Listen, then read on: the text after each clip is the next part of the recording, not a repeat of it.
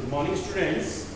In previous part of video, we have studied about the meaning of depreciation, its features, its need, and what are the other advantages or we can say objective of the depreciation. Now, today we are going to study about the factors related to calculation of depreciation, यानी वो कौन से factors हैं जिनको आप consider करेंगे depreciation की calculation करते टाइम पर. So the first factor is cost of the assets.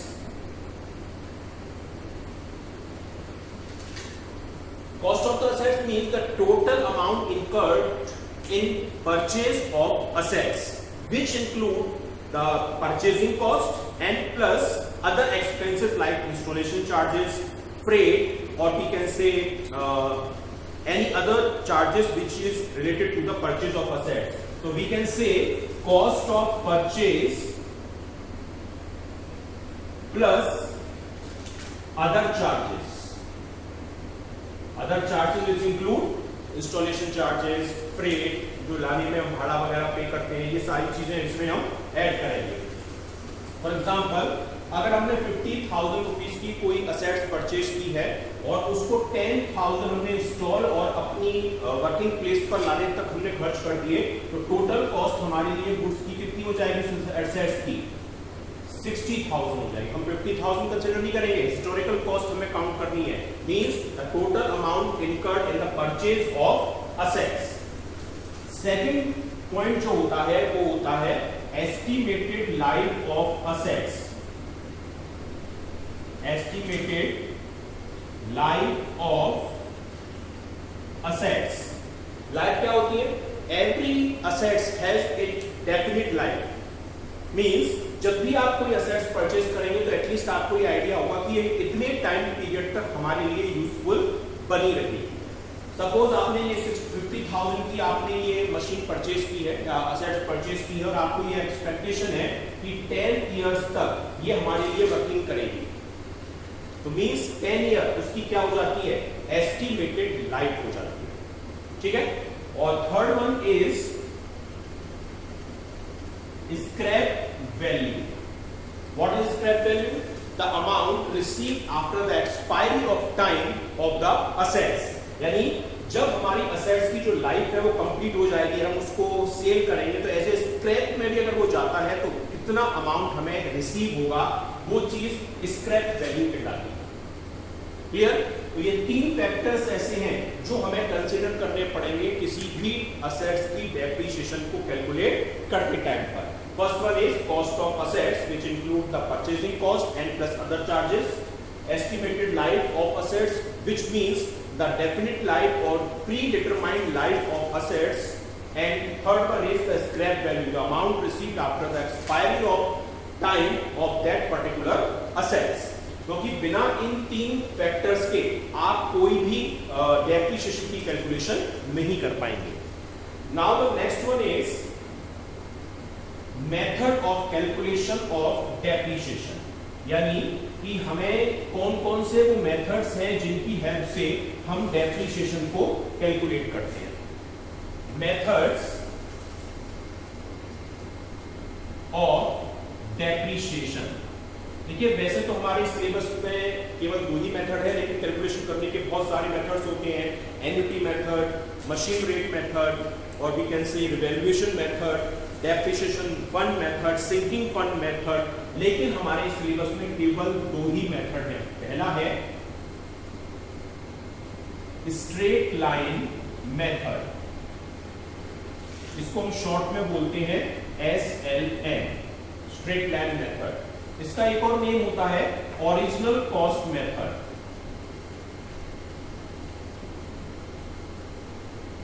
और इसे हम कह सकते हैं फिक्स्ड इंस्टॉलमेंट मेथड. क्लियर? ये तीन है, straight line method, original cost method और fixed instalment method. Second method जो हमारे सिलेबस में है उसे हम कहते हैं रिटन डाउन वैल्यू मेथड, और ये शॉर्ट में कहलाता है WDV। ठीक है, इसकी एक और नेम आप यूज कर सकते हैं, वो होता है डिमिनिशिंग बैलेंस मेथड,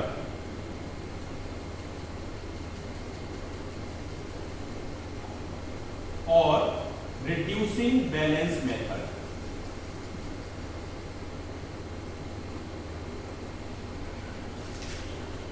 तो ये दो जो मेथड हैं ये हमारे सिलेबस का पार्ट है, स्ट्रेट लाइन मेथड और रिटन डाउन वैल्यू मेथड। अब फर्स्ट ऑफ ऑल आता है कि स्ट्रेट लाइन मेथड क्या होता है।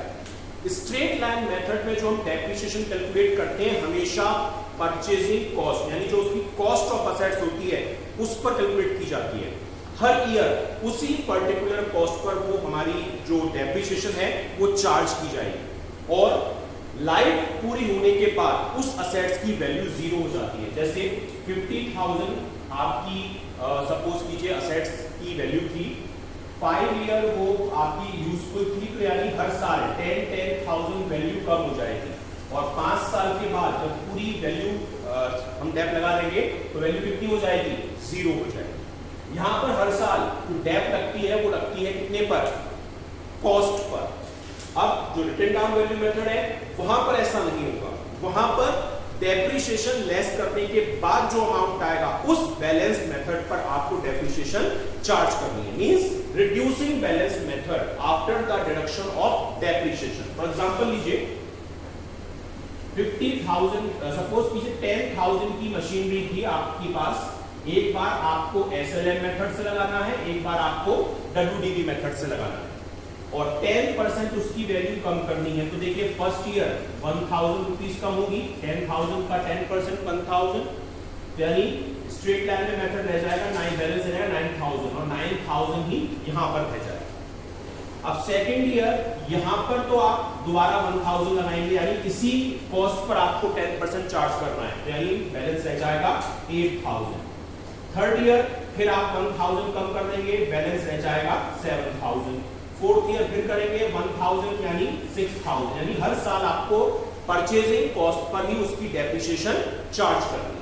पर WDV में ऐसा नहीं है, फर्स्ट ईयर आपने 1,000 डेप लगाई, 9,000 बैलेंस रह गया, अब आपको इस पर 10% लगाना है, यानी 900 रुपीज, तो बैलेंस रह जाएगा 8,100।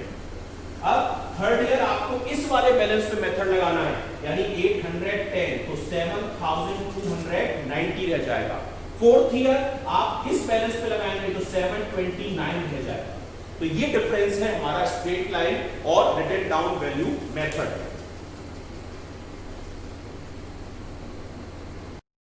Good morning students.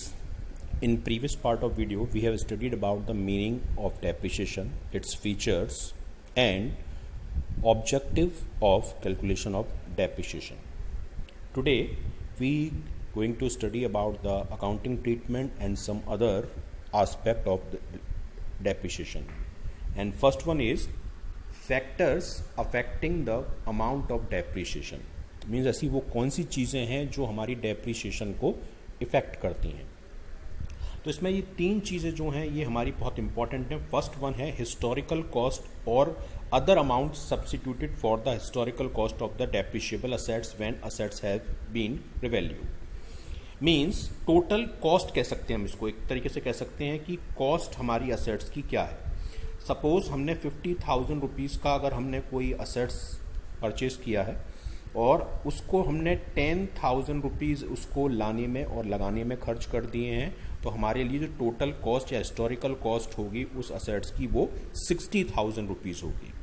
यानी यही हमारी कंसिडरेबल कॉस्ट होगी। हम जो डेप्रिसिएशन चार्ज करेंगे वो इसी अमाउंट पर किया जाएगा। Second one is expected useful life of the depreciable assets. वो असेट्स हमारे लिए कितने टाइम पीरियड के लिए यूजफुल रहेगी, यानी उसकी लाइफ कितनी है और कितनी टाइम के बाद हमें उसके बदले में एक नई असेट से उसको रिप्लेस करना पड़ेगा।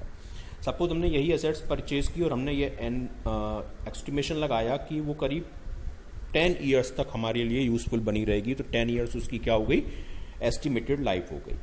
और third one is residual value of the depreciable assets. Residual value और we can say scrap value means after the completion of time period और we can say life in which amount and how much amount we can receive from the sale of that particular assets. यानी life period complete होने के बाद वो assets अगर हम बेचें तो कितना अमाउंट हमें रिसीव हो सकता है, वो उसकी रेसिडुअल वैल्यू कहलाती है. ये हमारे लिए ये तीन फैक्टर्स बहुत इंपॉर्टेंट होते हैं. Now the next concept is method of providing allocating depreciation. हम कितने मेथड से डेप्रिसिएशन चार्ज कर सकते हैं. हमारे सिलेबस में फिलहाल ये दो मेथड हैं, स्ट्रेट लाइन मेथड और रिटन डाउन वैल्यू मेथड. इसे हम शॉर्ट में कहते हैं SLM मेथड और इसे हम शॉर्ट में कहते हैं WDV मेथड. यानी इन दो मेथड को हम अपने सिलेबस में स्टडी करेंगे. लेकिन वैसे कई सारे मेथड्स होते हैं, हालांकि वो हमारे सिलेबस में है नहीं. Sinking fund method, annuity method, insurance policy method, devaluation method, depletion method, machine hour rate method, ये आप जब हायर स्टडी में जाएंगे ग्रेजुएशन वगैरह में तब आप इसको प्रॉपर स्टडी करेंगे. लेकिन हमारे सिलेबस में फिलहाल वही फर्स्ट टू मेथड्स हैं. अब है स्ट्रेट लाइन मेथड. क्या होता है? Under this method, depreciation is charged by a given rate of depreciation on the original cost of the assets every year. यानी यहाँ पर हम जो डेप्रिसिएशन असेट्स पे चार्ज करते हैं वो उसी रेट पर करते हैं या उसी अमाउंट पर करते हैं जितने अमाउंट पर हमने फर्स्ट ईयर यानी परचेज जितने अमाउंट में असेट्स की थी उस अमाउंट पर.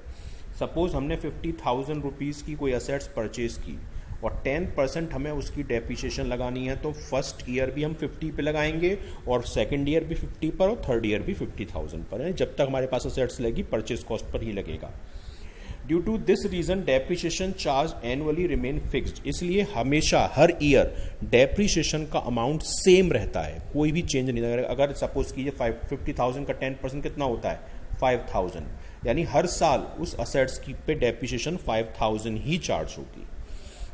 इसे हम ओरिजिनल कॉस्ट मेथड भी कहते हैं डेप्रिसिएशन का, क्योंकि ये हर साल चार्ज किया जाता है और सेम प्राइस पर. ठीक है. अब स्ट्रेट लाइन मेथड में कैसे हम इसको कैलकुलेट करते हैं, इसका एक फॉर्मूला होता है. फॉर्मूला आपको यहाँ पे लिखा हुआ है, cost of assets minus scrap value divided by estimated life. इस तरीके से हम निकाल सकते हैं. अगर आपसे रेट ऑफ डेप्रिसिएशन पूछा जाए तो जो इस फॉर्मूले से अमाउंट आया वो multiply by 100 divided by cost of asset, तो उससे जो अमाउंट आएगा वो परसेंटेज में हमारे डेप्रिसिएशन की रेट हो जाएगी. ठीक है. जितनी कॉस्ट है उसमें जितनी स्क्रैप वैल्यू है या रेसिडुअल वैल्यू है वो माइनस करनी है और जितनी लाइफ है उससे डिवाइड करना है. इसका आप एक एग्जाम्पल देखिए. एक फर्म ने एक मशीन परचेज की 1,75,000 में और उसे इंस्टॉल कराने में 45,000 रुपीज़ खर्च कर दीजिए. तो कॉस्ट कितनी हो गई उस असेट्स की अगर हम कहें तो 175 में तो परचेज की और कितने उसमें लगा दिया हमने इंस्टॉल करने में 45. तो हमारे लिए उसकी कॉस्ट कितनी हो गई 2,20,000 रुपीज़ उसकी कॉस्ट हो गई.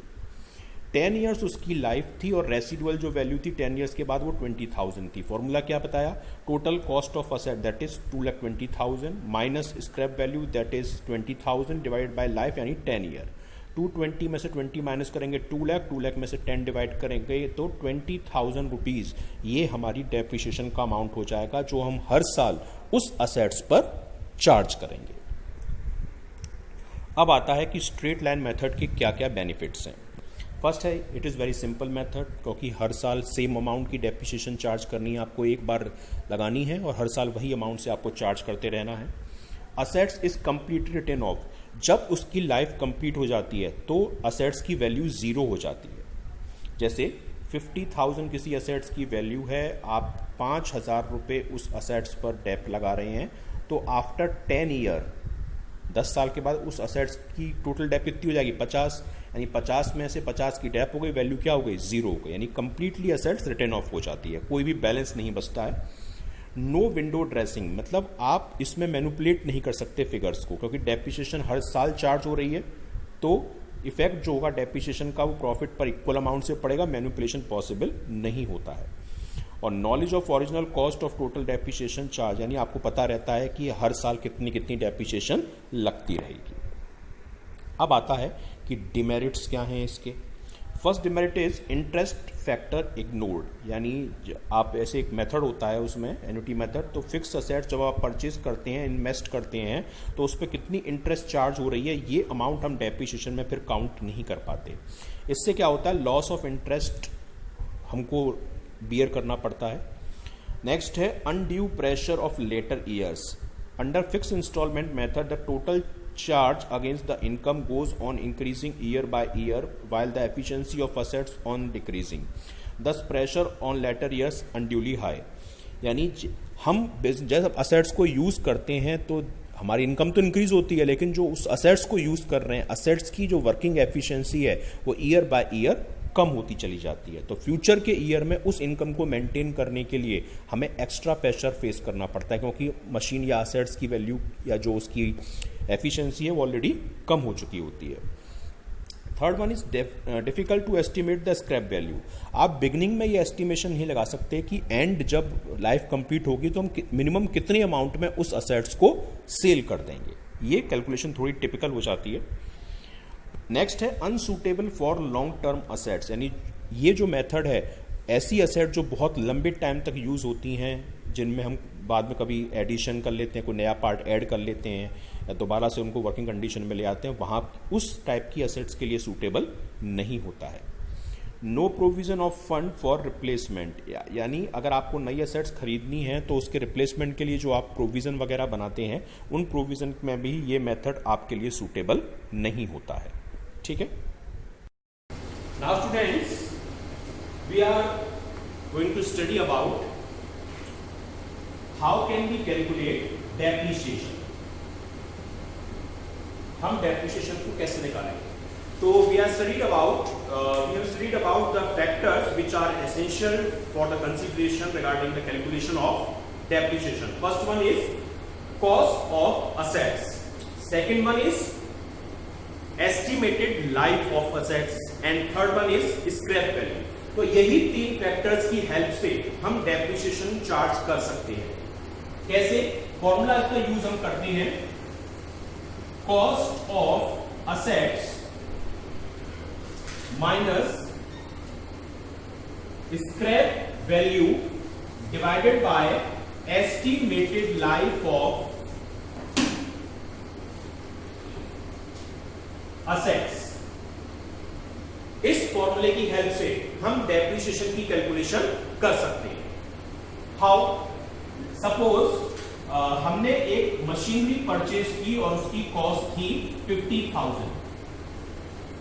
10,000 रुपीज उसे इंस्टॉलेशन करने में हमने एक्सपेंस कर दिए, इंस्टॉलेशन चार्जेस हैं, और जो उसकी लाइफ थी एक्सपेक्टेड वो थी 10 इयर्स की।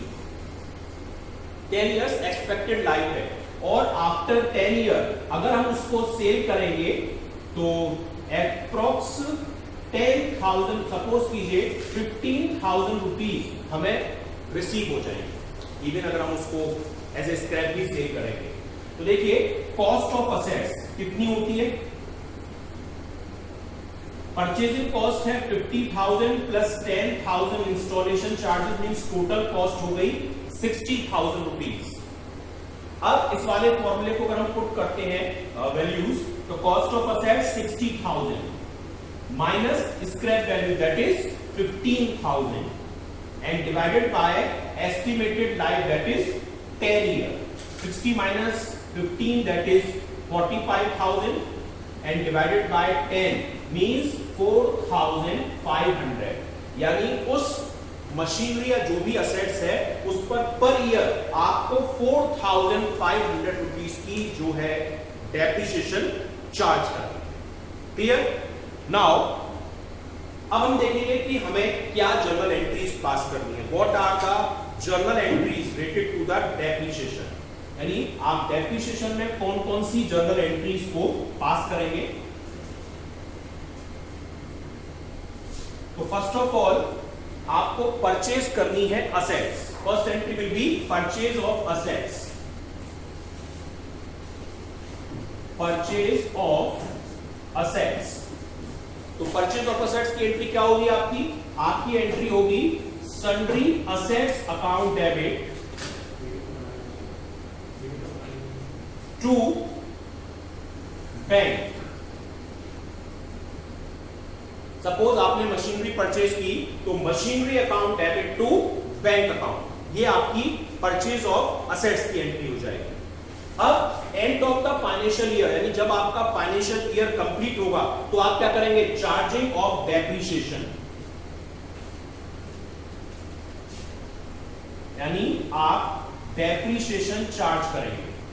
डेप्रिसिएशन चार्ज करने की एंट्री क्या होगी, डेप्रिसिएशन क्योंकि एक्सपेंस है तो इट विल बी डेबिटेड, तो डेप्रिसिएशन अकाउंट डेबिट, और किस पर कर रहे हैं, असेट्स पर, to sundry assets account. Clear. अब असेट डेप्रिसिएशन हमारे लिए एक्सपेंसेस है, और एक्सपेंसेस हम चार्ज करते हैं कहां पर, पी एंड एल अकाउंट। ये transfer of depreciation to, third one is transfer of depreciation to P and L account. P and L means profit and loss account. तो एंट्री क्या हो जाएगी, P and L account debit means profit and loss account debit to depreciation account. ठीक है, जितनी आपने depreciation लगाई है उतनी ही डेप्रिसिएशन आप पी एंड एल अकाउंट में ट्रांसफर कर देंगे। अब देखिए, जब तक आपके पास असेट्स रहेगी, असेट्स आपके पास 3 ईयर रहती है, 4 इयर्स रहती है, तो जिस ईयर आपने असेट्स को परचेज किया ये 3 एंट्री आपको पास करनी है। फर्स्ट ईयर, सपोज आपने 1 अप्रैल को मशीन परचेज की तो 1 अप्रैल को आप ये एंट्री पास करेंगे। डेप्रिसिएशन चार्ज होती है and of the financial year, यानी कब एंड हो रहा है, 31 मार्च को। तो 31 मार्च को आप ये वाली एंट्री पास करेंगे और 31 मार्च को ही आप ट्रांसफर ऑफ डेप्रिसिएशन इस एंट्री को पास करेंगे। अब नेक्स्ट ईयर आपको केवल ये 2 एंट्री पास करनी है, चार्जिंग ऑफ डेप्रिसिएशन और transfer of depreciation to P and L account. Means जब तक आपके पास वो असेट्स रहेगी तब तक आपको ये 2 एंट्रीज कंटिन्यूअस पास करते रहना है। क्लियर। अब आता है next, fourth one, sale of assets.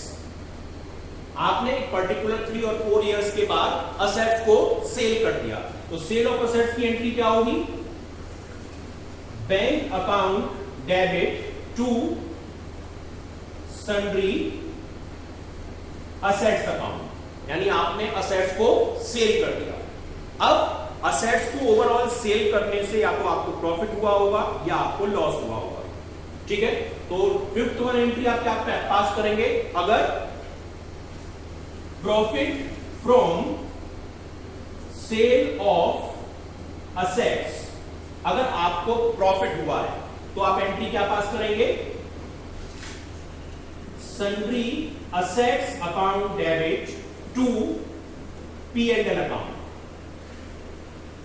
Suppose 50,000 की आपकी असेट्स थी जो आपने परचेज की थी, 2 ईयर तक आपने यूज किया, 2 ईयर में आपने 20,000 का डेट लगा दिया, तो कॉस्ट कितनी रह गई, 30,000, और आपने उसको 35 में सेल किया तो 30 कॉस्ट रह गई थी, 35 में आप सेल कर रहे हैं तो 5,000 का जो प्रॉफिट हो रहा है उससे आप ये वाली एंट्री पास करेंगे, sundry assets account debit to P L. और अगर आपको लॉस हुआ है, loss from sale of assets, तो उस केस में आप जस्ट अपोजिट एंट्री पास करेंगे, P and L account debit to sundry assets account. Clear. तो ये आपका जर्नल एंट्री का फॉर्मेट है जब आपको जर्नल एंट्रीज पास करने के लिए कहा जाता है। तो परचेज वाले ईयर में आप फर्स्ट, सेकंड, थर्ड ये तीनों एंट्री पास करेंगे। नेक्स्ट फाइनेंशियल ईयर यानी जब तक आपके पास असेट्स रहेंगी, सेकंड और थर्ड एंट्री रिपीट होंगी आपकी, जब तक आपके पास असेट्स है। और सेल वाले ईयर में आपको इन दोनों में, तीनों में से कोई 2 एंट्री पास करनी है, सेल की करनी ही है, प्रॉफिट हुआ है तो ये वाली एंट्री पास करनी है, और अगर लॉस हुआ है तो आपको ये वाली एंट्री पास करनी है।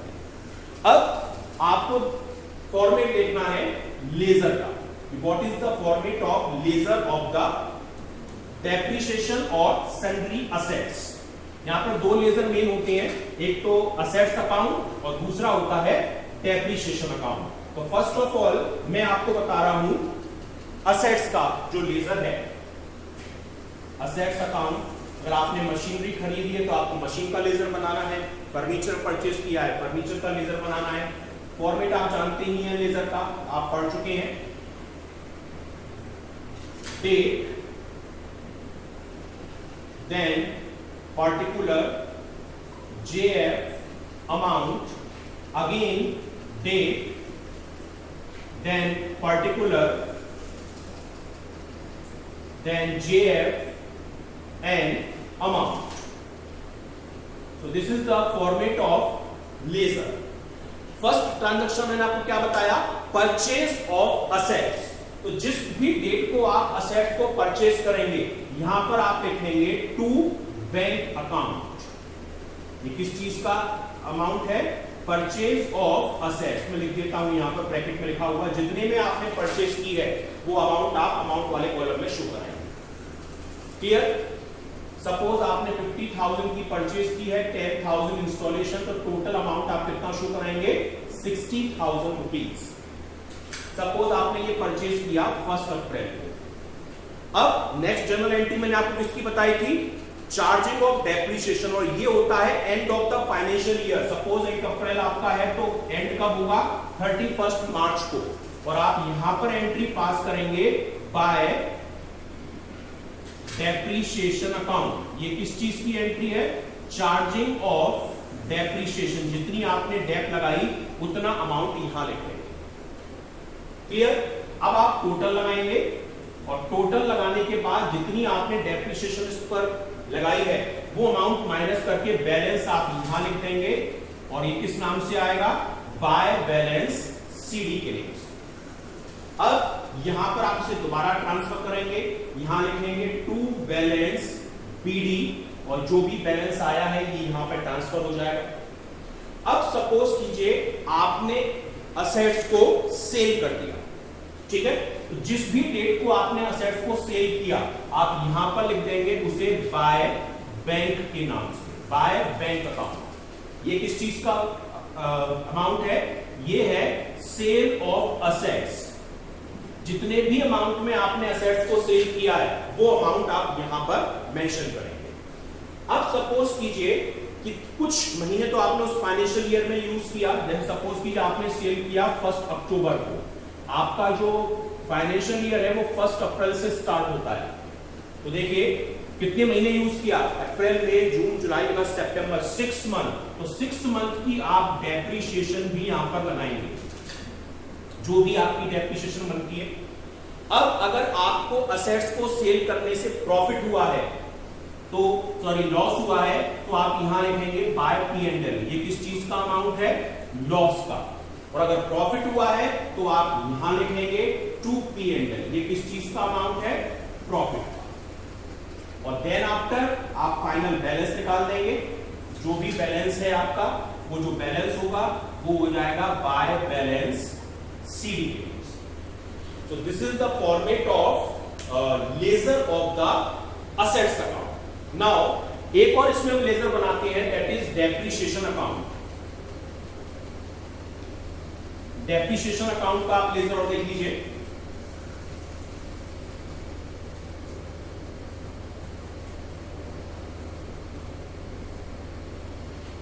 डेप्रिसिएशन अकाउंट का लेजर सिंपल है, फॉर्मेट वही है, आप लिख लीजिएगा, डेट, पर्टिकुलर, JF और अमाउंट। ये किसका लेजर है, डेप्रिसिएशन अकाउंट का। अब आपने फर्स्ट ईयर जो डेप्रिसिएशन लगाई होगी, जैसे जब आपने लगाई 31 मार्च को, तो जो भी आपने डेप लगाई वो आप यहां लिखेंगे बाय मशीन या असेट्स के नेम से। जैसे आपने मशीन खरीदी है तो मशीन पे डेप लगा रहे हैं तो बाय मशीन। जितनी भी आपने डेप लगाई है, मैं यहां लिख देता हूं, क्या आएगा इसमें, अमाउंट ऑफ डेप्रिसिएशन। जितना भी अमाउंट आपने लगाया है यहां कर देंगे। अब मैंने आपको क्या बताया था कि डेप्रिसिएशन का जो अमाउंट होता है वो आप कहां ट्रांसफर करते हैं, P&L अकाउंट में। तो same end of the date को टू P&L के नाम से डेट जो अमाउंट है डेप्रिसिएशन का वो आप ट्रांसफर कर देंगे। ये किस चीज की एंट्री है, ट्रांसफर टू P&L की एंट्री। इसमें बैलेंस नहीं निकलेगा, तो जितनी आपने डेप्रिसिएशन लगाई उतनी ही आप ट्रांसफर कर दे रहे हैं। सेकेंड ईयर दोबारा आपने डेप लगाई होगी तो वही बाय असेट्स, और टू P&L, नहीं, जब तक आपके पास असेट्स रहेगी तब तक आप बाय असेट्स और टू P&L के नाम से जितनी डेप्रिसिएशन आप लगा रहे हैं ट्रांसफर करते रहेंगे। तो ये हमारा डेप्रिसिएशन अकाउंट का फॉर्मेट है। अब यहां पर मेन जो डेप्रिसिएशन में कैलकुलेशन करनी होती है वो हमें करनी होती है डेट्स के बेसिस पर। तो हमें 3 डेट हमें यहां पे हमेशा कंसीडर करनी होगी। फर्स्ट डेट किस चीज की होगी? Date of purchase of assets, यानी किस डेट को आपने असेट्स को परचेज किया है। And second one, date of accounts closing, किस डेट को आपके अकाउंट क्लोज होते हैं, 31 मार्च को या 31 दिसंबर को, जो भी है। और third date is date of sale of assets, किस डेट को आप असेट्स को सेल कर रहे हैं। ये 3 डेट्स बहुत इंपॉर्टेंट है। अगर आपने इनमें कोई कंफ्यूजन क्रिएट कर दिया तो आपका टोटल क्वेश्चन गलत हो जाएगा।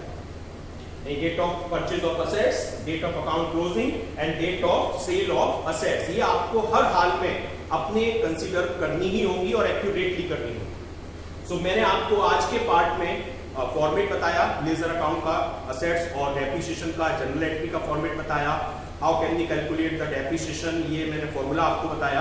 अब नेक्स्ट पार्ट में मैं आपके न्यूमेरिकल पोर्शन को स्टार्ट करूंगा, तब तक आप इसका पीपीटी प्रेजेंटेशन देखिए। Thank you students. Now students, we are going to study about the accounting procedure of depreciation. तो देखिए, जब भी आप कोई डेप्रिसिएशन चार्ज करेंगे तो उसके लिए असेट्स का होना ज़रूरी है और असेट्स को आपको परचेज करना होगा। तो फर्स्ट जर्नल एंट्री हम आपको बता रहे हैं कि जब आप असेट्स परचेज करेंगे तो जर्नल एंट्री क्या होगी? एंट्री होगी sundry assets account debit to bank. Suppose आपने अगर मशीन खरीदी है तो क्या एंट्री हो जाएगी? Machinery debit to bank account. जितने में भी आपने वो असेट्स या मशीनरी परचेज की है वो आप एंट्री पास करेंगे। ये उस डेट को होगा जिस डेट को आपने असेट्स परचेज की है। अब आता है कि आपको डेप्रिसिएशन चार्ज करनी है, ये लगती है एंड ऑफ फाइनेंशियल ईयर में। जैसे 1 अप्रैल टू 31 मार्च ये आपका अकाउंटिंग ईयर है। आपने 1 अप्रैल को असेट्स खरीदी तो ये वाली पहली वाली एंट्री पास हो जाएगी, लेकिन डेप्रिसिएशन चार्ज होगी end of the financial year पर, यानी एंड मंथ के ईयर के लास्ट डेट को। और एंट्री क्या होगी? Depreciation account debit to assets. जैसे आपने मशीन पे डेप्रिसिएशन लगाई तो depreciation account debit to machinery account, ये जनरल एंट्री आप पास करेंगे। अब देखिए, डेप्रिसिएशन हमारे लिए एक तरीके से लॉस या एक तरीके से एक्सपेंस होता है और हमें हर एक्सपेंसेस और लॉसेस एक P&L अकाउंट में ट्रांसफर करने होते हैं। P&L account means profit and loss account. तो जितनी आपने यहाँ पे डेप्रिसिएशन लगाई है उस डेप्रिसिएशन के अमाउंट को आप P&L में ट्रांसफर कर देंगे। Transferring of depreciation to profit and loss account. Entry क्या हो जाएगी? Profit and loss account debit to depreciation account. तो इस वाली एंट्री में आपने जितनी भी डेप्रिसिएशन लगाई होगी वही एंट्री यहाँ पर सेम अमाउंट से पास करेंगे। अब देखिए, जब आपने जिस ईयर असेट्स आपने खरीदी आपको ये तीनों ही एंट्री पास करनी होंगी, पर जब तक आपके पास असेट्स रहेगी 3 ईयर, 4 ईयर, 5 ईयर, ये 2 एंट्रियां आप हर साल रिपीट करेंगे। फर्स्ट ईयर जब आपने खरीदी तो ये तीनों करनी है। सेकेंड ईयर से आपको ये वाली एंट्री और ये वाली एंट्री, ये दोनों एंट्री आपको रिपीट करनी होंगी तब तक जब तक कि असेट्स आप बेच नहीं देते। ठीक है। अब आप जब असेट्स को सेल करते हैं, ठीक है, ये तो डेप्रिसिएशन चार्ज करने की एंट्री हो गई। सेल ऑफ असेट्स की एंट्री क्या होगी? Bank account debit to assets. खरीदी थी तो असेट डेबिट टू बैंक की थी, सेल करेंगे तो bank debit to assets account. ठीक है। अब देखिए, असेट्स को बेचने से या तो आपको प्रॉफिट होगा या फिर आपको लॉस होगा। सपोज कीजिए 50,000 की कोई असेट्स थी, 2 ईयर तक आपने उसको यूज़ किया, 2 साल में उसकी आपने टोटल डेप्रिसिएशन 20,000 लगा दी, यानी 20,000 रुपये उसकी 2 साल में वैल्यू कम हो गई। कितनी वैल्यू रह गई 2 साल के बाद? 30,000। अगर आप उसे 25,000 में बेचते हैं तो 30 की मशीन को आप 25 में बेच रहे हैं, क्या हो रहा है? 5,000 रुपये का आपको लॉस बियर करना पड़ रहा है। तो लॉस की एंट्री आप क्या करेंगे? P&L account debit to assets, 5,000 रुपये से ये एंट्री पास करेंगे। ठीक है। अब सपोज कीजिए आपने उस 30,000 की असेट्स को अब बेचा 35,000 में, 30 की कॉस्ट लगी थी, फिर भी आप 35 में बेच रहे हैं, तो अब आपको 5,000 का प्रॉफिट हो रहा है। तो प्रॉफिट की एंट्री क्या होगी? Assets account debit to P&L 5,000 rupees. तो ये हमारी जर्नल एंट्री का प्रोसीजर है। जो भी आप जर्नल एंट्री पास करेंगे इस क्वेश्चन में, लेज़र आप वीडियो वाले पार्ट में देख ही चुके हैं। लेज़र जो बनते हैं हमारे असेट्स अकाउंट का और डेप्रिसिएशन अकाउंट का, वो आपको फॉर्मेट में वीडियो वाले पार्ट में बता चुका हूँ, वहाँ से आप देख सकते हैं। अब नेक्स्ट पार्ट में मैं आपको इसके रिलेटेड न्यूमेरिकल क्वेश्चंस को सॉल्व कराऊंगा। Thank you students.